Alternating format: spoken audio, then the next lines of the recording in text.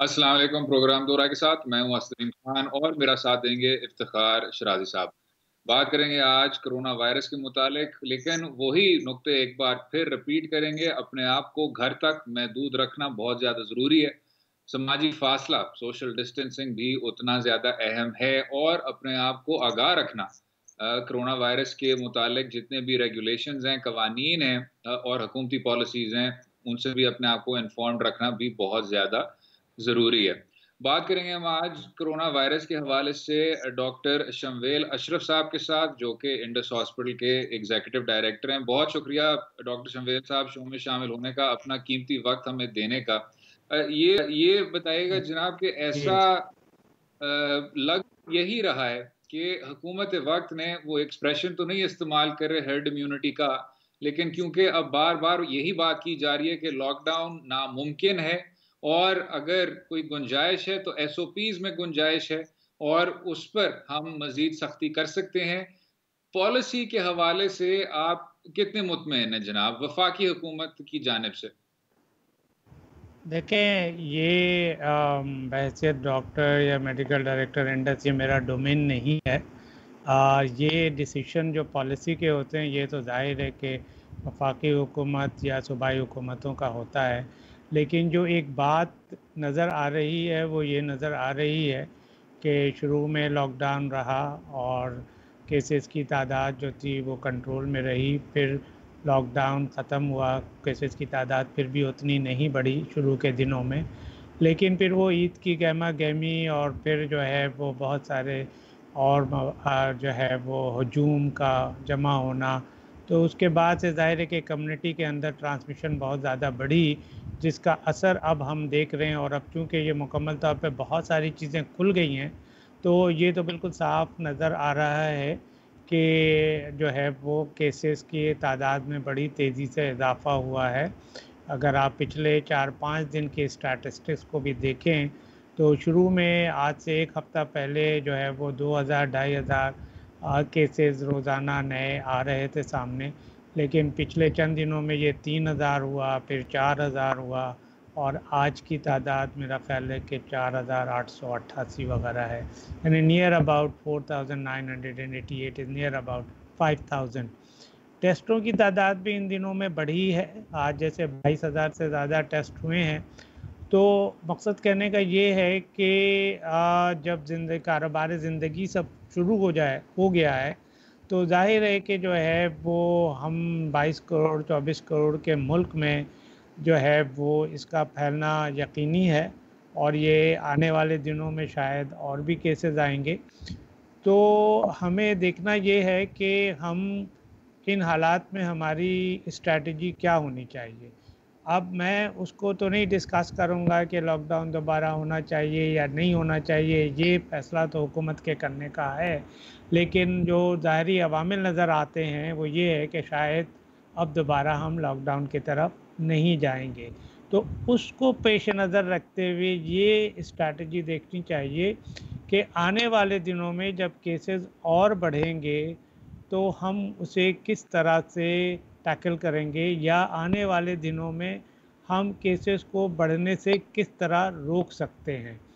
तो अगर आप पहले वाले क्वेश्चन को देखते हैं कि अगर मरीज़ों की तादाद बढ़ती है तो हमें क्या करना चाहिए, इस वक्त जो सूरत हाल है वो भी कोई तसल्ली बख्श सूरत हाल नहीं, बल्कि खासी तशवीश वाली सूरत हाल है पूरे मुल्क के अंदर इमरजेंसीज़ में।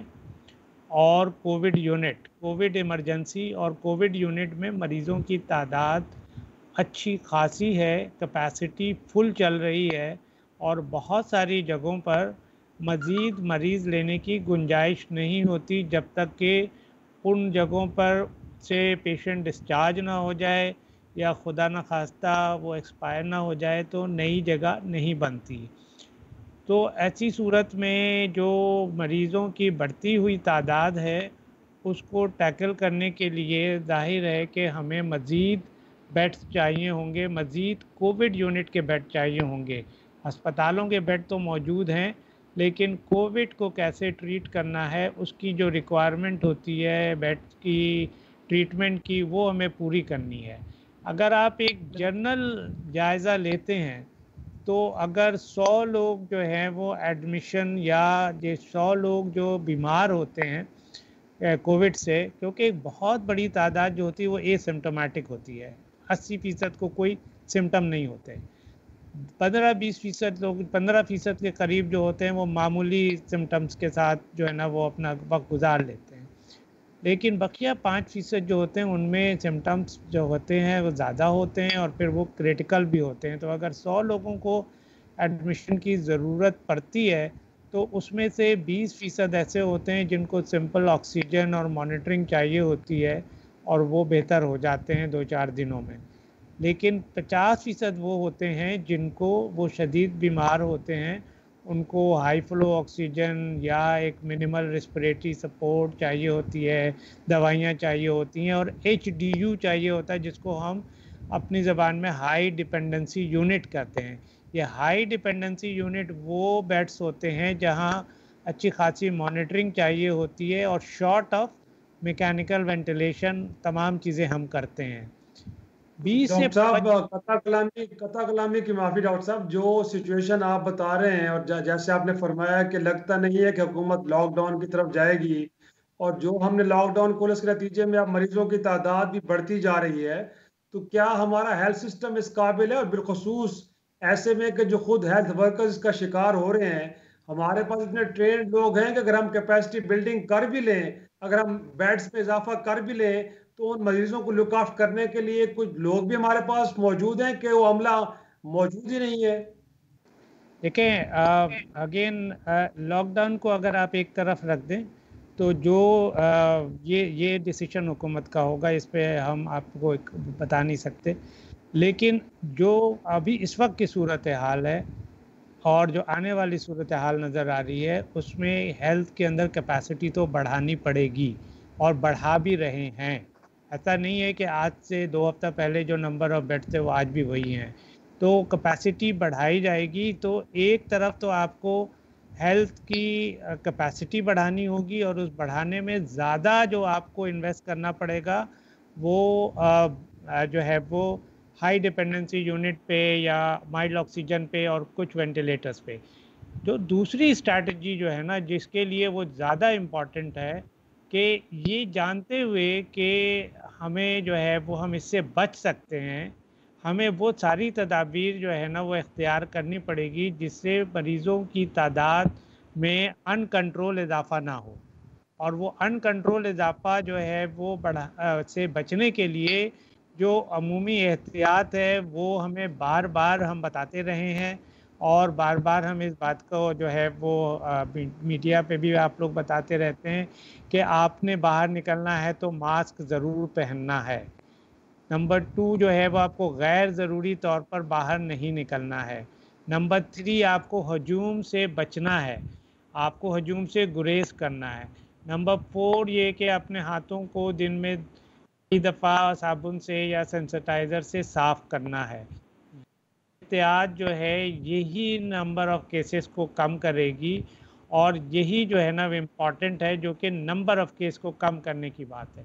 जो दूसरा एक मसला जो अमूमी तौर पर है जिस पे मैं तवज्जो दिलाना चाहता हूँ कि बहुत सारे लोग सिम्टम होने के बावजूद, तबीयत ख़राब होने के बावजूद टेस्ट नहीं कराते या अस्पताल से राब्ता नहीं करते।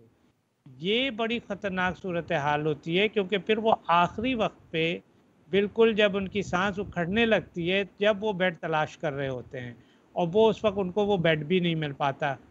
तो इसलिए अगर जो आप एहतियात के बाद भी अल्लाह न एक खुदा न खास्ता अगर आपको जो है वो ये इन्फेक्शन होता है और आपको खांसी, बुखार या सांस फूलना या सांस में तकलीफ़ होती है तो आप ज़रूर डॉक्टर से मशवरा करें, ज़रूर अस्पताल से मशवरा करें, हेल्पलाइन से मशवरा करें और अगर टेस्ट कहा जाता है तो टेस्ट कराएं और इलाज की अगर आपको कहा जाता है तो इलाज कराएं, क्योंकि उस वक्त जो है अर्ली स्टेज पे इलाज मुमकिन होता है।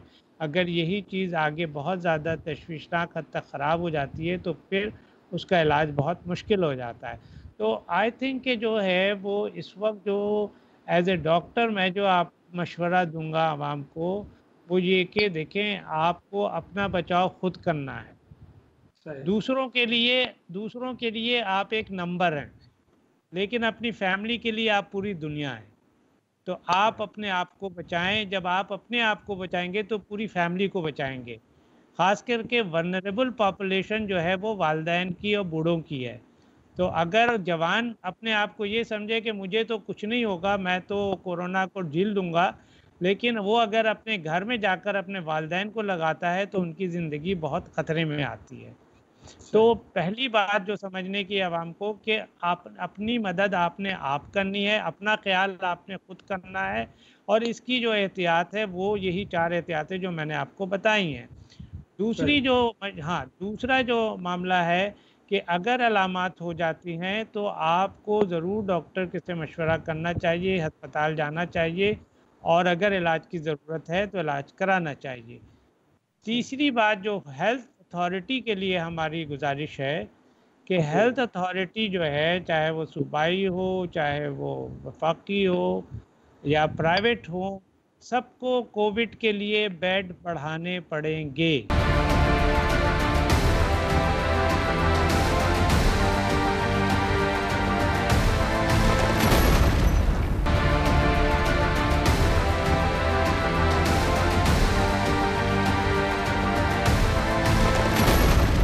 आपने अभी बात की कि बिस्तरों में इजाफा करना चाहिए, हमारी कैपेसिटी है उसमें इजाफा करना चाहिए, लेकिन अगर अभी हम we are getting stretch to the limit, तो जब दूसरा वेव आएगा या अगर दूसरा वेव आने के कुछ इम्कानात हैं तो तब हमारी कैपेसिटी क्या बहुत ज्यादा कम नहीं वाज़ेह होगी?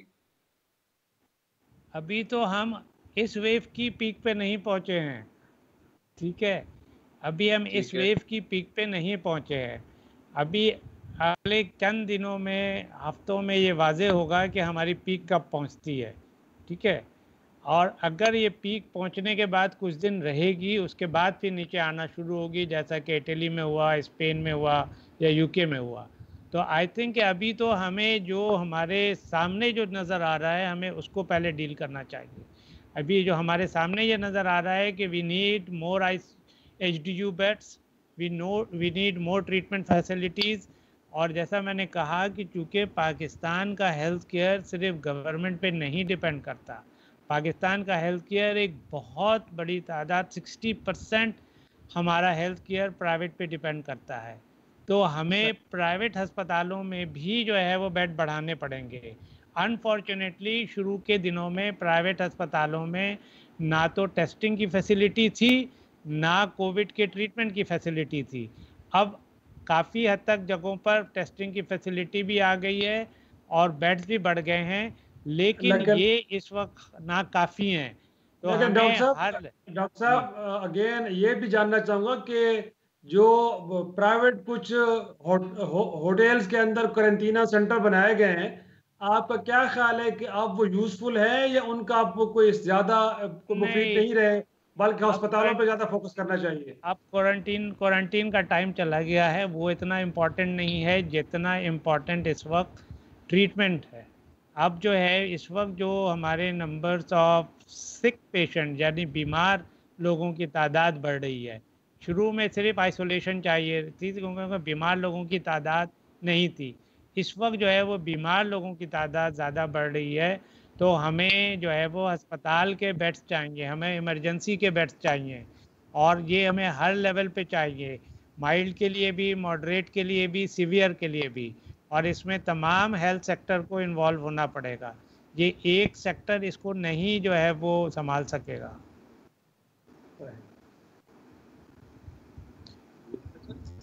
ये भी बताइएगा जनाब कि जब हम हिफाजती लिबास की बात करते हैं, प्रोटेक्टिव इक्विपमेंट की बात करते हैं, तो उसकी रसाई मजीद किस तरह बढ़ाई जा सकती है? क्योंकि साथ में तो हुकूमत वक्त का बयानिया ये भी है कि हमें तो इसको मजीद एक्सपोर्ट करना चाहिए, लेकिन हमारे जो मेडिकल एसोसिएशंस हैं उनका कहना है कि हमें अभी भी हिफाजती लिबास को मिलने में, हासिल करने में बहुत ज़्यादा कमी नज़र आती है। किस तरह देखते हैं जनाब?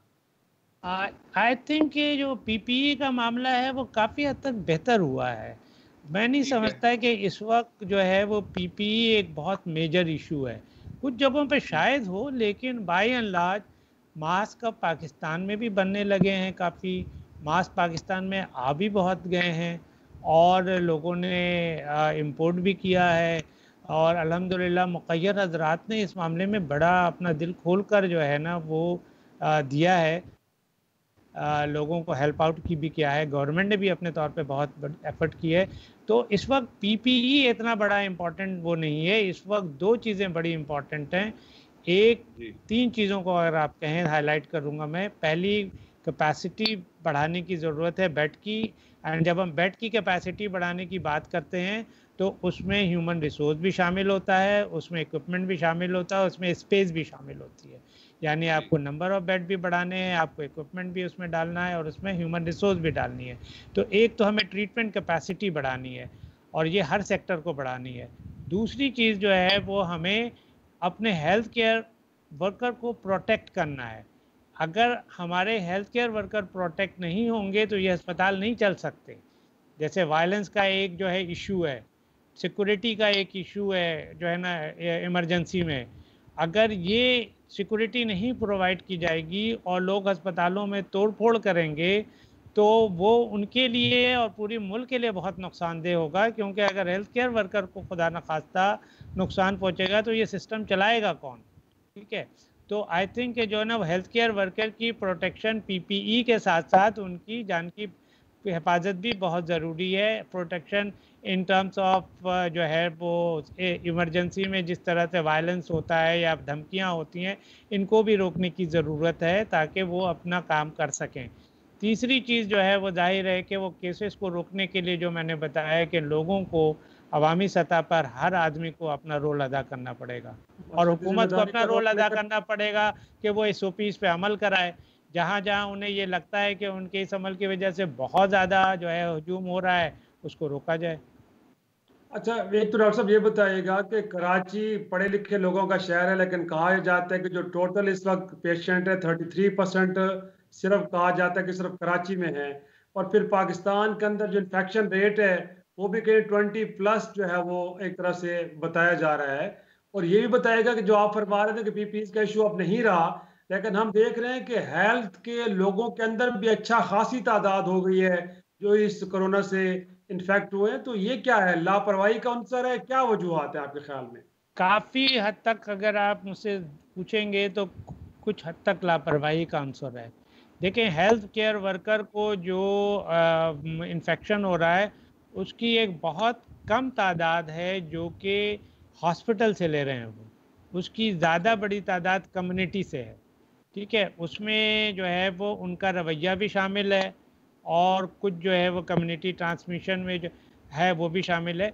कुछ लोग जाहिर है कि वो एक्सपोजर जिनका ज़्यादा हुआ है वो अस्पताल से भी लिया उन्होंने, लेकिन मैं आपको अपने अस्पताल का अगर एक्सपीरियंस बताऊं तो उसमें मेजॉरिटी जो हेल्थ केयर वर्कर्स को जो इन्फेक्शन लगा है वो उनको आउटसाइड हॉस्पिटल से लगा है, और अस्पताल के अंदर भी जो लगा है वो मरीज़ों से नहीं लगा है, वो आपस की मेल जोल से लगा है। तो आई थिंक ये हम बताते रहे हैं, हम समझाते रहते हैं जूनियर डॉक्टर्स को, नर्सेस को कि भाई आप लोग आपस में जो है ना वो इस बात का ख्याल रखें। तो इसलिए ये जो है वो सिर्फ ज़ाती एहतियात से और पीपीई के सही इस्तेमाल से ही कम किया जा सकता है। तो ये बहुत ज़रूरी है कि पीपीई का प्रॉपर कंप्लायंस हो और जहाँ पर मास्क ज़रूरी है वहाँ मास्क पहना जाए, और विद इन दी हॉस्पिटल भी और आउटसाइड दी हॉस्पिटल भी तमाम एहतियात हेल्थ वर्कर के लिए भी ज़रूरी हैं, इसी तरह आम आदमी के लिए भी ज़रूरी हैं। और डॉक्टर साहब इनफैक्ट शराजी साहब, इसी पर हम वक्फा लेंगे। डॉक्टर शबीर, बहुत शुक्रिया शो में शामिल होने का, अपना कीमती वक्त हमें देने का। वक्फे के बाद गुफ्तगू जारी रहेगी, रहिएगा हमारे साथ।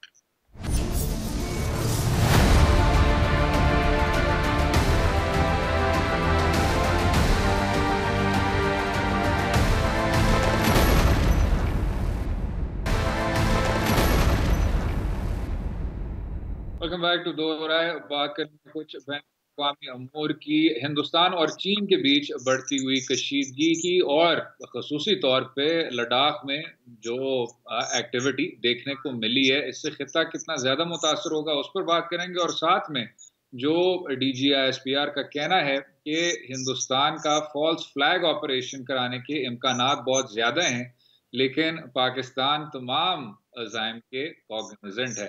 हमारे साथ सीनियर दफाई तज्ज़ियाकार major general retired Ejaz Awan साहब हैं। बहुत बहुत शुक्रिया जनाब शो में शामिल होने का, अपना कीमती वक्त देने का।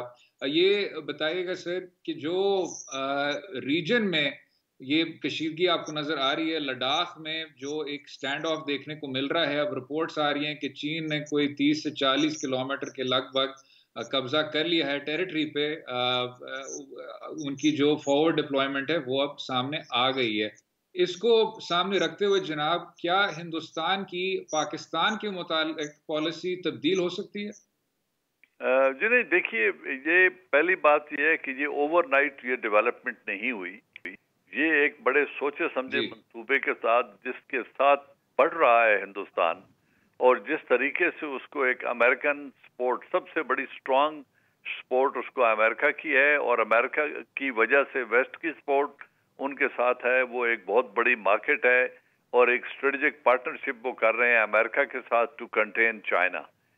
ये उस शय के ऊपर, उस बैकिंग के ऊपर उन्होंने ये इनिशिएटिव लिया है, और उस वजह से ये डेवलपमेंट बहुत पहले की हो रही थी। और जो रोड कंस्ट्रक्शन वो करके ले जा रहे हैं, तो उस रोड को अगर आप देखें, जहां पे उन्होंने इस रोड को रोका है, या जहां पे ईस्टर्न लद्दाख में इनका क्लैश हुआ है, वो जगह 8 किलोमीटर है कराकोरम पास से।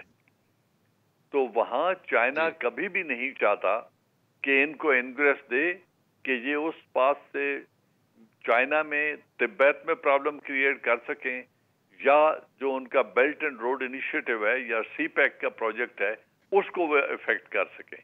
क्योंकि इसमें जो जोग्राफियाई मजबूरियां हैं चाइना की, उनको समझने की जरूरत है। साउथ चाइना सी में एक वीकनेस है चाइना की, कि वहां पे जो 4 मुल्की इत्तेहाद बना है, ऑस्ट्रेलिया, जापान, अमेरिका और इंडिया का, ये चारों मिलकर सी ऑफ जापान में और स्ट्रेट ऑफ मलाका में टोटल डोमिनेशन है इनकी, और ये मुश्किलात बढ़ा सकते हैं चाइना की। अगर ये ताइवान को अपने साथ मिला लेते हैं और वहां पे कोई एक कार्रवाई करने की कोशिश करते हैं, तो साउथ चाइना के जो डिस्प्यूटेड आइलैंड्स हैं, उनकी वजह से साउथ चाइना में ब्लॉकेट भी हो सकता है चाइना का, या कम से कम उनका जो ट्रेड है तकरीबन $5 ट्रिलियन का, उसको वो इफेक्ट कर सकते हैं। अब इस वल्नरेबिलिटी को गार्ड करने के लिए चाइना को चाहिए कि हर सूरत में वो समंदरों तक उसका ट्रेड पहुंचता रहे, और सबसे शॉर्ट रूट है सिल्क रूट के जरिए जो CPEC है, बेल्ट एंड रोड इनिशिएटिव और CPEC को, इसीलिए वो CPEC को अपना फ्लैगशिप कहता है। तो वो सारा ट्रेड फिर गवादर से होगा, और इस तरह वो समंदरों तक रसाई चाइना की होगी। इस चीज को देखते हुए हिंदुस्तान इस शय पे काम कर रहा था, इसीलिए चाइना ने बड़ी भरपूर मिलिट्री कार्रवाई करके उनको वहां से पीछे पुश कर दिया और इस एरिया को अपनी पोजीशन में ले लिया। अच्छा जनरल साहब, जिस तरह आप फरमा रहे हैं कि बुनियादी तौर पे 4 मुल्की इत्तेहाद है कि जो बिलखुसूस साउथ चाइना सी के अंदर चीन के लिए प्रॉब्लम क्रिएट कर सकता है, लेकिन जाहिर सी बात है कि ये जो वन बेल्ट वन रोड है, और बिलखुसूस जिसको CPEC हम कहते हैं, ये शॉर्टेस्ट रूट होकर एक अल्टरनेट भी चीन को मिल रहा है। तो ये बताइएगा कि इसको मेक श्योर करने के लिए, इसको सिक्योर करने के लिए, सिर्फ आपको लगता है कि सारे इशू के अंदर चीन कहीं अकेला खड़ा होगा, या फिर पाकिस्तान और इस रीजन के अंदर रशिया के जो बड़ा इत्तेहादी है चीन का, उसका भी रोल आप देखते हैं? और बार बार पाकिस्तान की हुकूमत की तरफ से ये कहना कि हिंदुस्तान कहीं आज़ाद कश्मीर के अंदर फॉल्स फ्लैग ऑपरेशन की तैयारियां कर रहा है, तो इस मोटिव के पीछे क्या मुहर्रिकात है? हिंदुस्तान इस तरफ फोकस करके खड़ा है, तो क्या अचीव करना चाह रहा है ये लेके? देखिए, पहली बात जो आपने कही कि इसमें चाइना तनहा नहीं होगा, चाइना और पाकिस्तान की स्ट्रेटेजिक अलायंस है। हमारे मफादात का इतना कन्वर्जेंस है कि हम एक दूसरे की इंतहाई जरूरत है, स्ट्रेटेजिक जरूरत है। चाइना को पाकिस्तान की जरूरत है और पाकिस्तान को चाइना की जरूरत है। हमें एक वीटो पावर की सपोर्ट चाहिए तमाम फोरम्स के ऊपर। और अगर हिंदुस्तान का रास्ता रोकना है यूनाइटेड नेशन में, यूएन की सिक्योरिटी काउंसिल में परमानेंट मेंबरशिप के लिए, तो वो चाइना ही रोक सकता है। तो इसीलिए हमें चाइना के साथ खड़े होना और चाइना की इतनी बड़ी वल्नरेबिलिटी को गार्ड करने में हमारा रोल कलीदी है। लिहाजा पाकिस्तान और चाइना हर सूरत में, अमन हो या जंग, इस सीपैक प्रोजेक्ट के and road and belt initiative को लेके चलने में इनका साथ रहेगा एट ऑल कॉस्ट। इसमें और कोई राय हो नहीं सकती।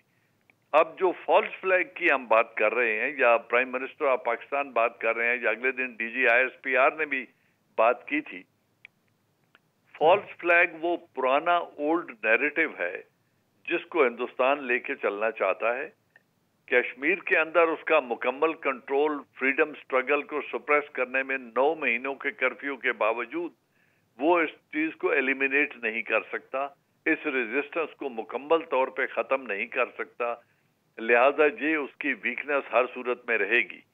अच्छा, अब इस वीकनेस को बैरूनी स्ट्रगल के, बैरूनी इमदाद का इल्जाम देने के लिए और पाकिस्तान की इंटरफेरेंस का इल्जाम देने के लिए वो एक फॉल्स फ्लैग ऑपरेशन उड़ी की तरह का दोबारा स्टेज कर सकते हैं, पुलवामा हो या उड़ी हो। तो ये एक स्टेज करके ऑपरेशन वो इल्जाम लगाएंगे पाकिस्तान पे। इल्जाम की हद तक भी हो तो बात वी कैन नेगेट कि उसके पास कोई एविडेंस है नहीं और फॉल्स फ्लैग की एविडेंस लाना मुश्किल होता है। लेकिन अगर उसके बाद वो कोई मिस एडवेंचर करता है लाइन ऑफ कंट्रोल के अक्रॉस, या जिस तरह राजनाथ कहते हैं उनके मिनिस्टर कि पाकिस्तान ऑक्यूपाइड कश्मीर, वो आज़ाद कश्मीर को पाकिस्तान ऑक्यूपाइड कश्मीर कहते हैं। वो कहते हैं ये और गिलगित बल्तिस्तान भी हिंदुस्तान का हिस्सा है, इस पे हमारा क्लेम है। अगर वो इस माइंडसेट के साथ यहाँ कोई ऑपरेशन करते हैं और फिजिकल कार्रवाई करके रोड एंड बेल्ट इनिशिएटिव को या सिल्क रूट को मुतासर करते हैं या वहां से फ्लो ऑफ ट्रैफिक को रोकने की कोशिश करते हैं, तो वो एक सीरियस सिचुएशन होगी जिसकी हमें अभी तैयारी करनी चाहिए। और ये सिर्फ बातों से नहीं रुकेगी, ये फिजिकल अमल से रुकेगी। सही सही, दुरुस्त। अच्छा जनरल जी ये बताइएगा जनाब कि अगर इस तरह की सिचुएशन देखने को मिले, आपने पुलवामा की बात की, उड़ी की बात की, तो वो क्या सिचुएशन हो सकती है, या रियासत पाकिस्तान की तरफ से क्या कार्रवाई की जा सकती है, चाहे वो डिप्लोमेटिक सतह पे हो चाहे कोई और सतह पे हो, कि ऐसे सिचुएशन को प्रीएम्प्ट किया जाए। अब माजी में भी हमने देखा, चाहे वो सर्जिकल स्ट्राइक्स का झूठा बयानिया था, चाहे वो बालाकोट की एयर स्ट्राइक्स हों, उसके बाद आपकी इतनी ज्यादा बैनुल अक़वामी वो स्टडीज ने साबित कर दिया कि उधर कोई ना तो कोई अटैक हुआ था, ना तो उससे कोई खास फर्क पड़ा था, कोई किसी को टारगेट नहीं किया गया था। उससे आगे बढ़कर अब जनाब, जब इस तरह का इंडियन एक मेटा नैरेटिव मैन्युफैक्चर होगा, तो पाकिस्तान जवाब में क्या कुछ कर सकता है ऐसी सिचुएशन को प्रीएम्प्ट करने के लिए? देखिए, उसमें दो ही चीजें हैं। पहली बात यह है कि प्रीएम्प्ट करने के लिए ही, ये प्रीएम्प्शन का ही एक तरीका है जो प्राइम मिनिस्टर ऑफ पाकिस्तान और आर्मी पूरी दुनिया को आगाह कर रही है और खुद हिंदुस्तान को बता रही है कि हम आपके इन अज़ाइम से आगाह हैं और अगर आपने ऐसा करने की कोशिश की तो आपको भरपूर जवाब दिया जाएगा। दूसरा, इसी तरीके से हम यूएन को इन्फॉर्म कर सकते हैं और चाइना को ऑन बोर्ड रख सकते हैं कि अगर उस फॉल्स फ्लैग के ऑपरेशन को एक प्रिटेक्स्ट बनाकर पाकिस्तान को FATF के जरिए या इंटरनेशनल और प्रेशर के जरिए किसी किस्म की पेनल्टीज पाकिस्तान पे लगाई जाएं या पाकिस्तान को अंडर प्रेशर लाया जाए, तो पाकिस्तान के पास एक स्ट्रांग वीटो पावर की ऑप्शन चाइना की मौजूद हो, ताकि हमारे खिलाफ यूएन के जरिए किसी किस्म की कोई कार्रवाई ना हो सके। और तीसरा तरीका यह है कि उस वक्त हमारा जो भी एक्ट होगा उसको जस्टिफाई करने के लिए हमारे पास ये तमाम तर एविडेंस होगी कि हमें ये पहले से ही पता था, इन्होंने ये करना था, अब उन्होंने किया है, तो हम बारहा आपको आगाह करते रहे, लेकिन चूंकि दुनिया हिंदुस्तान को नहीं रोक सकी तो अब हमें दिफा का हक पहुंचता है। फिर हम जो कुछ भी करेंगे उसकी एक जस्टिफिकेशन मौजूद होगी। मेजर जनरल जाजवान साहब, बहुत बहुत शुक्रिया शो में शामिल होने का, अपना वक्त देने का। इसी पर वक्फा लेंगे, स्टे विद अस।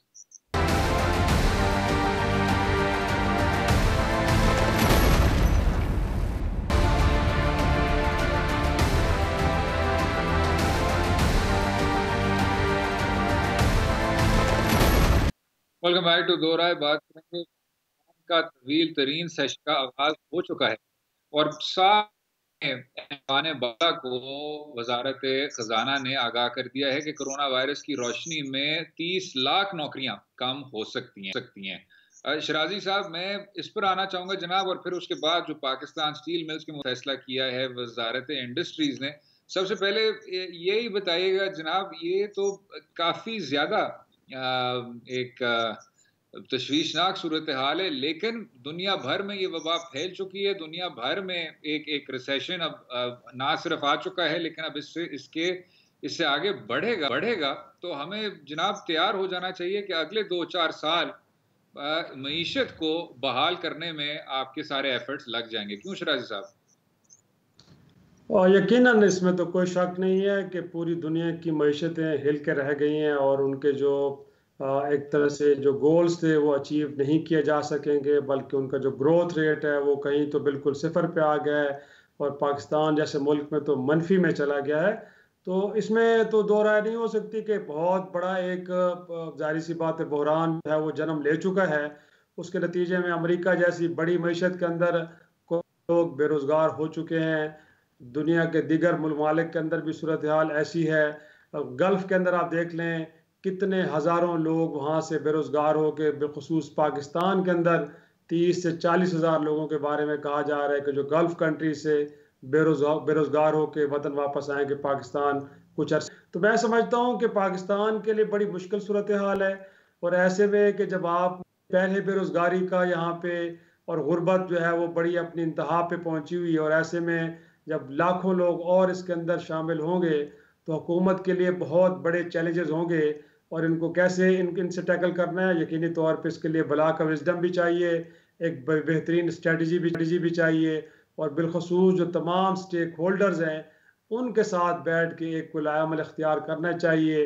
अगर सिर्फ हुकूमत ने अपने तय को एक फ़ैसला कर लिया और वो कोई ज़्यादा प्रैक्टिकल ना हुआ, तो मैं समझता हूँ कि फिर बहरान जो है वो और ज़्यादा संगीन और ख़तरनाक हो जाएगा। तो अभी भी मेरे ख्याल में पाकिस्तान की हुकूमत के लिए ये लम्हे फ़िक्रा होना चाहिए कि तमाम स्टेक होल्डर्स के साथ बैठ के एक स्ट्रेटजी बनाई जाए। इनिशियली ये ज़रूर कहा गया है कि प्राइवेट सेक्टर के अंदर लोगों को बेरोज़गार ना किया जाए। स्टेट बैंक से ये कहा गया है कि वो प्राइवेट एंटरप्रेन्योर को कोई सस्ते कर्जे भी दें ताकि वो अपने मुलाजमीन को सैलरीज भी दे सके, उनको बेरोज़गार भी ना करें। साथ में ये भी देखा गया है कि कंस्ट्रक्शन का सेक्टर भी खोला गया ताकि वहाँ पे एक्टिविटी, उसके साथ 40-50 और सनतें जुड़ी हैं ताकि वहाँ पे भी मईशत का पहिया चल पड़े। अब हुकूमत ने ये फैसला भी किया है कि टूरिज़्म को भी खोल लिया जाए, क्योंकि पाकिस्तान के अंदर समर ये है टूरिज़्म के हवाले से बहुत बड़ा सीज़न होता है, ताकि वहाँ से जुड़े जो लोग हैं उनका रोज़गार भी चलता रहे, ख़त्म ना हो।